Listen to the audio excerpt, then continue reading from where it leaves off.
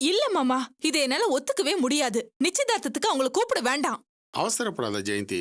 1000 தான் இருந்தாலும் அவங்க உன் அம்மா. அவங்கள என் அம்மான்னு சொல்லாதீங்க மாமா. அவங்க வயித்துல நான் பிறந்த நினைச்சாலே எனக்கு அசிங்கமாவும் வேதனையாவும் இருக்கு. சீ, பொம்பளையா அவங்க சரியான ராட்சசி. என்னைக்கு மருமக சம்மந்தின்னு கூட பார்க்காம ஆளு வச்சு அடிச்சாங்களோ அன்னைக்கே எனக்கு வெறுத்து போச்சு. எனக்கு நீ அம்மான்னு யாரும் இல்ல.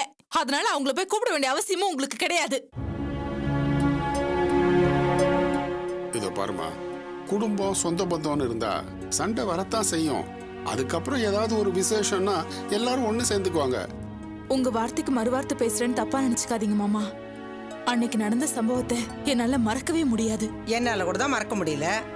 என்ன பண்றது, சம்மந்தி வீட்டுக்காரங்க எல்லா சொந்த பந்தங்களும் வரணும்னு ஆசைப்படுறாங்க. அவங்களுக்காக போக வேண்டியதா இருக்கு. சம்மந்தி வீட்ல நம்ம ஏதாவது சொல்லி சமாதானப்படுத்திடலாம் அத்தை. ஆனா மறுபடியும் நீங்க அந்த வீட்டு வாசல்ல போய் நிக்கிறது எனக்கு பிடிக்கவே இல்ல அத்தை.